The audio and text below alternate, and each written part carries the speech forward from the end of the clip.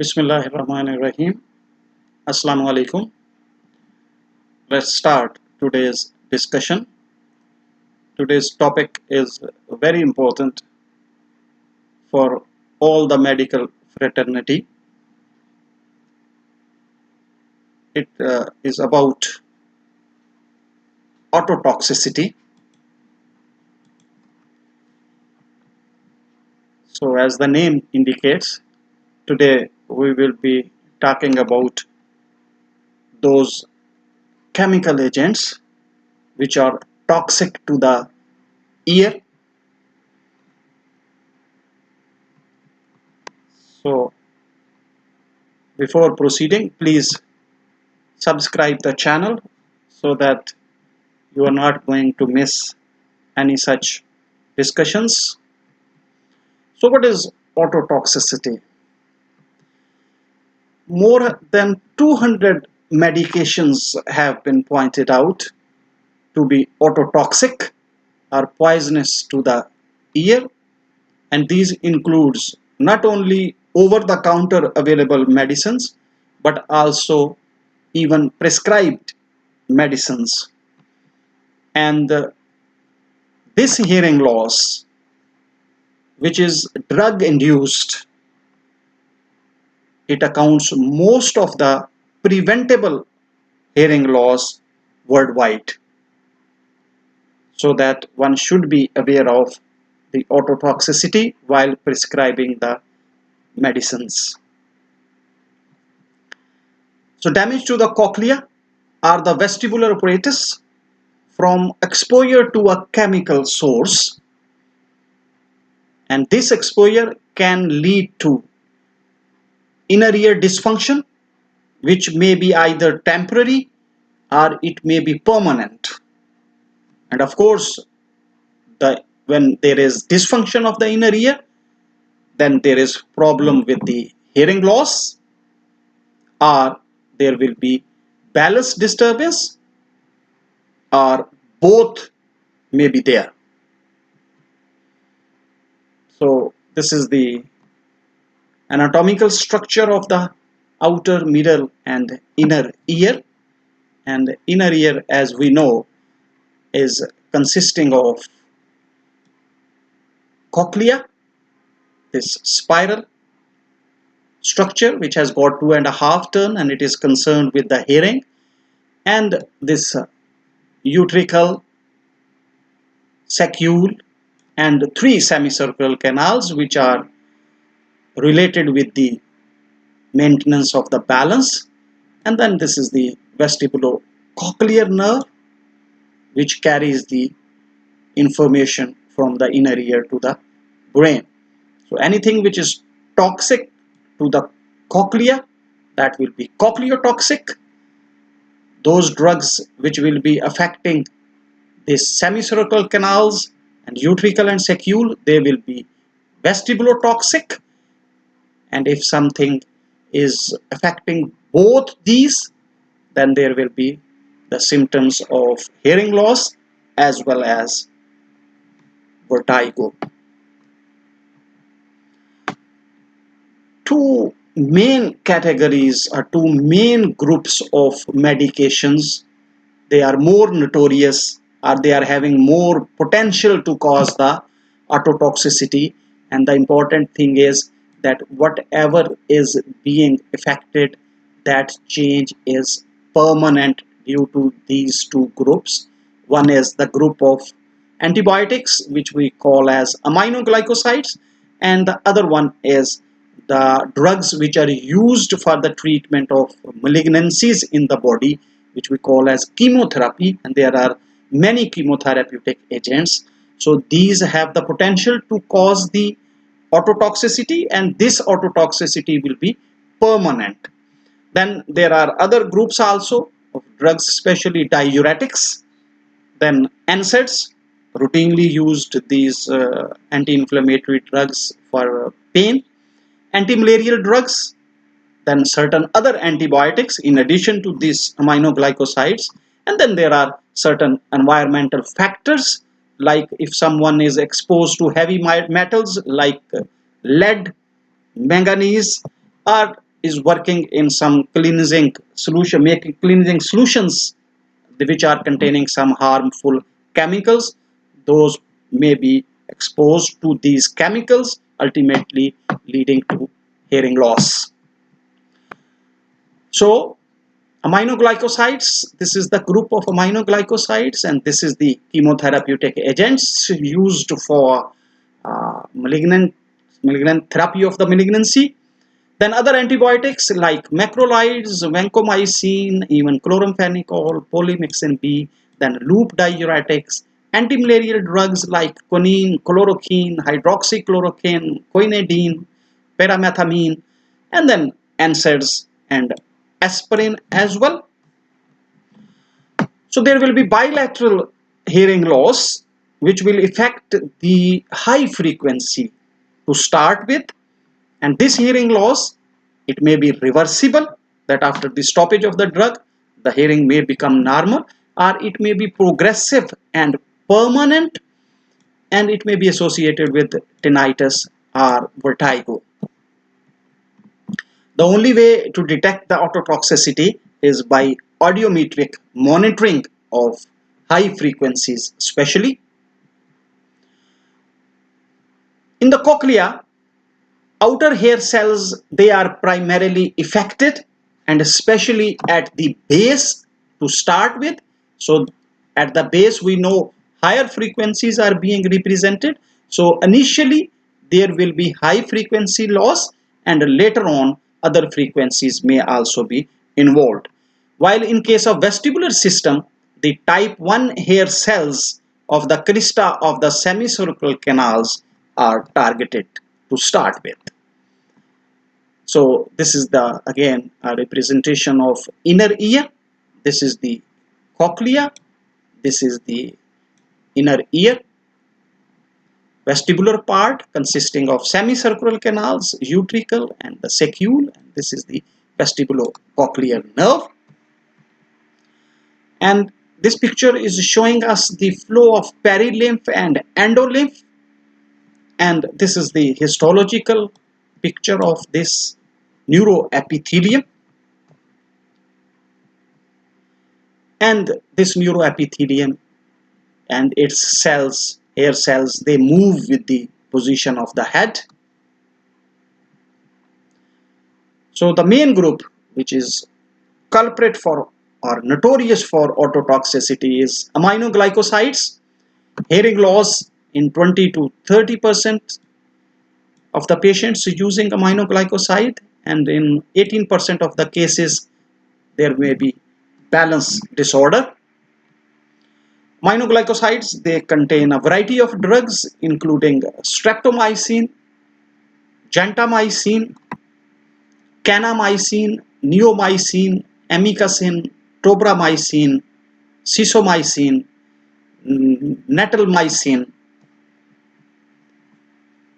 They enter into the inner ear by some unknown mechanism. They are secreted into the perilymph by spiral ligament and endolymph by stria vascularis.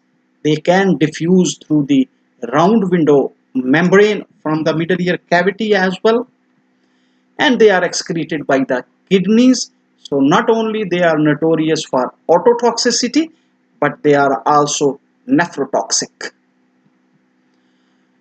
There are certain risk factors, and these risk factors, if these are there in some particular patient, that patient will be more prone to have ototoxic adverse effects of amino glycosides. For example, if patient is using this amino glycosides for a long-term treatment of tuberculosis, because we know the regime used for tuberculosis is 6 months or 9 months.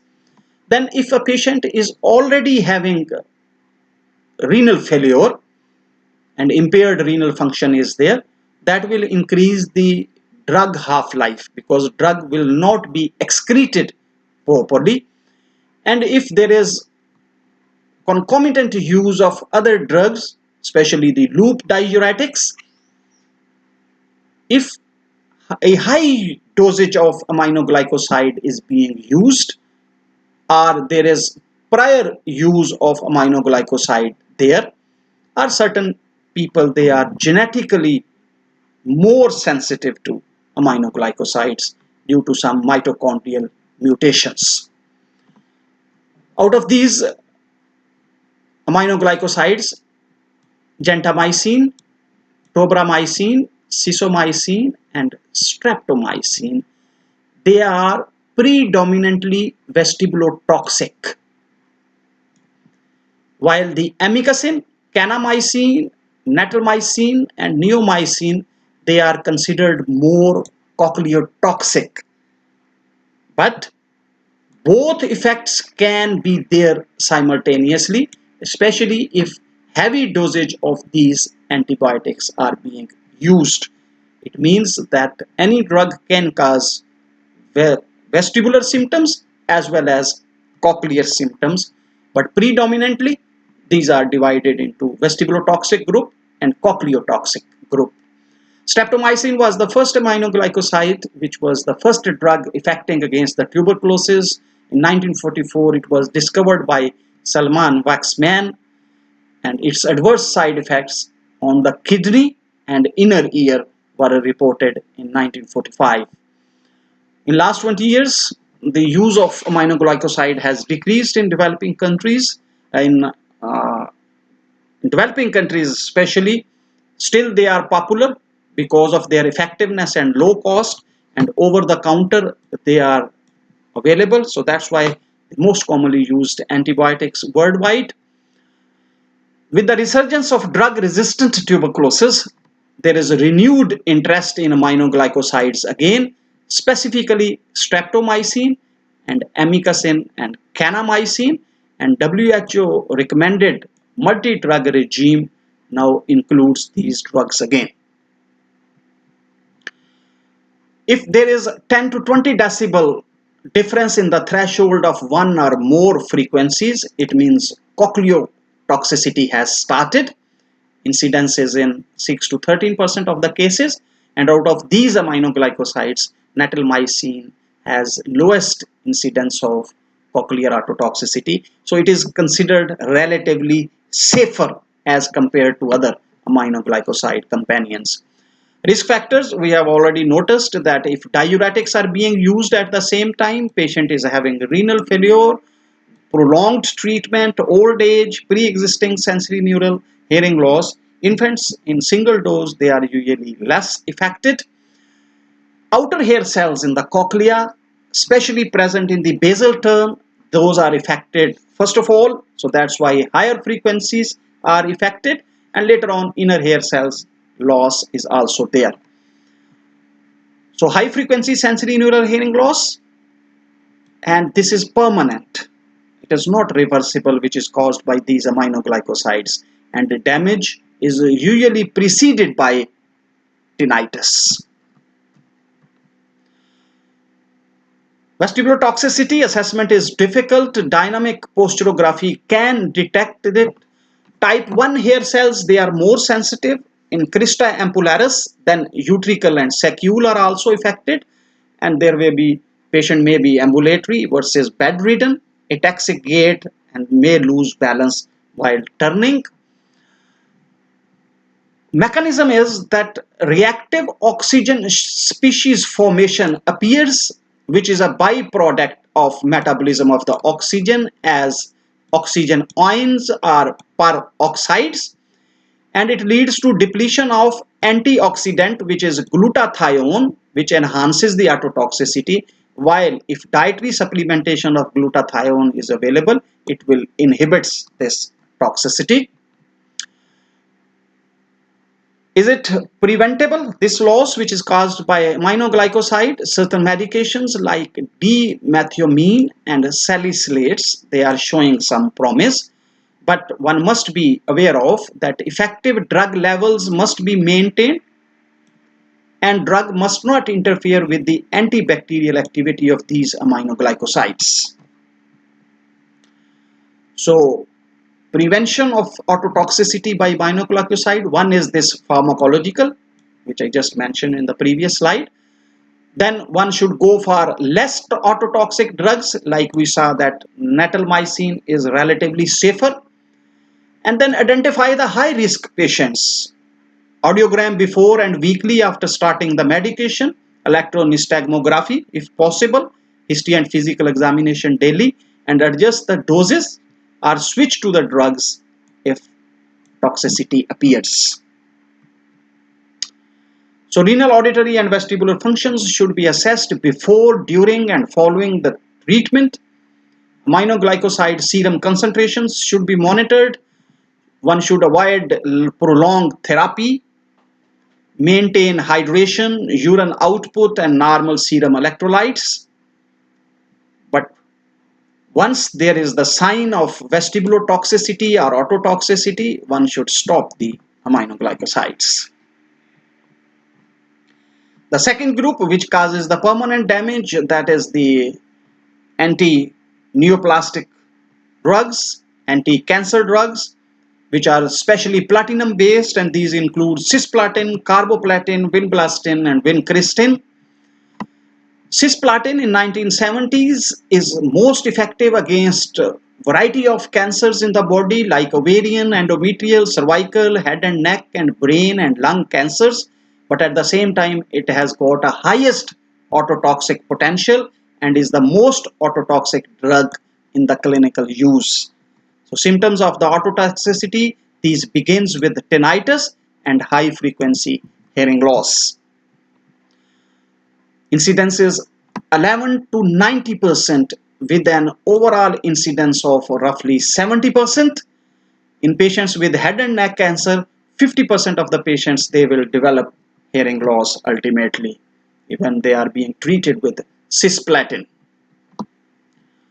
So risk factors will be intravenous bolus administration or high cumulative dose, extremes of age, younger children and older patients, they are more prone to renal insufficiency if patient is already having renal failure.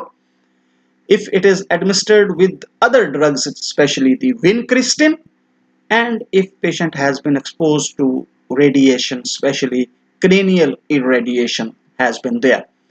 The best predictor of cisplatin ototoxicity is cumulative dose. Critical dose is 3 to 4 milligram per kg body weight, and if cumulative dose exceeds 400 milligram per meter square, then ototoxicity is imminent. Bilateral and permanent hearing loss. High frequencies will be affected first, and it can occur even suddenly. And of course, speech discrimination will be markedly affected when there is sensory neural hearing loss. Hearing loss is affected by free radical formation and antioxidant inhibition. Again, the reactive oxygen radicals, they are being produced and they induce the apoptosis in hair cells, causing the permanent hearing loss. Then carboplatin, it is introduced due to its lower nephrotoxicity than cisplatin. It is used to treat the small cell lung cancer, ovarian and head and neck cancers. Carboplatin is less toxic than cisplatin, but higher doses of carboplatin will increase the chances of ototoxicity. Ototoxicity is determined by establishing baseline hearing test, ideally prior to the treatment, and then results are compared to a serial audiograms, allowing the patient to serve as own control. Prior to each chemotherapeutic dose, ideally there should be audiometry, then monitoring 1 to 2 times per week for the patients receiving ototoxic antibiotics, and post-treatment evaluation should be there at first, third and 6 months after treatment. In addition to amino glycosides, certain other antibiotics also can cause ototoxicity. One of the main group is macrolides. Erythromycin in 1952 was discovered, and in 1972 there was the first report of ototoxicity. It causes reversible, moderate type of hearing loss. Hearing loss may be there with or without tinnitus. All frequencies are involved, and there is recovery after stopping the medication. It is rarely permanent. Incidence and mechanism is unknown.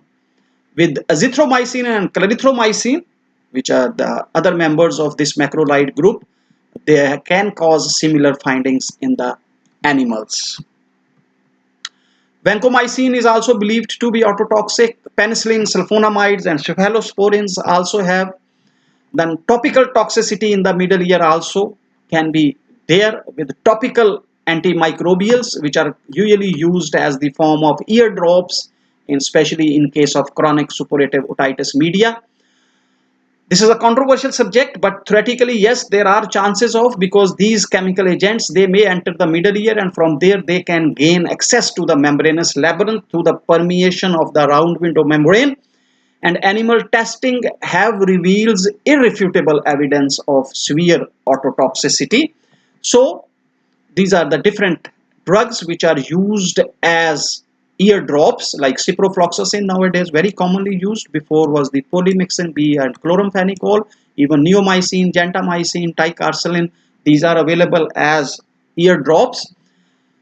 So still there is a possibility of ototoxicity by these ear drops in humans also. So patient education is important, that whenever there is a sign of hearing loss, he should report to the physician. Should be prescribed for only necessary duration and avoid in the healthy ear, and there should be a caution with pre-existing vestibular defects. Loop diuretics includes ethacrynic acid, furosemide, bumetanide. In 6 to 7% of the cases, there can be ototoxicity with these loop diuretics. Usually there will be tinnitus and temporary and reversible sensory neural hearing loss. Rarely vertigo will be there. High doses can cause permanent sensory neural hearing loss. Highest risk is when co-administration of amino glycoside. These diuretics, they cause the edema of the stria vascularis due to ionic gradient changes of sodium and potassium ions, and there will be inhibition of adenylate cyclase.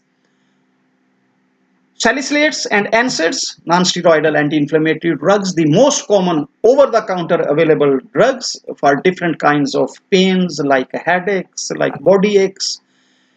There is no hair cell loss, and decreased blood flow and decreased enzymes may be there. So there will be high frequency tinnitus and reversible mild to moderate sensory neural hearing loss. Rarely it is permanent. So when you stop the medication, the hearing loss improves. Antimalarials, quinine, similar clinical findings with aspirin. They are used for lung cramps also. High pitched tinnitus. Again, the sensory neural hearing loss is bilateral, symmetrical hearing loss, but this is reversible. And occasionally vertigo can be there. Decreased perfusion and direct damage to the outer hair cells and biochemical alterations may be the underlying mechanism. This sensory neural hearing loss can be a part of which we call as synchronism, in which in addition to sensory neural hearing loss, there can be dizziness, headache, nausea, and visual changes as well. So we can summarize this ototoxicity as that audiometric monitoring of the patients should be there who are using these potential ototoxic drugs. This test is easily tolerated. High frequency hearing loss is affected first, so should be tested for higher frequencies, and speech perception can degrade if hearing loss extends below 8000 Hz. Thank you very much for watching. Please subscribe the channel and share it with your friends.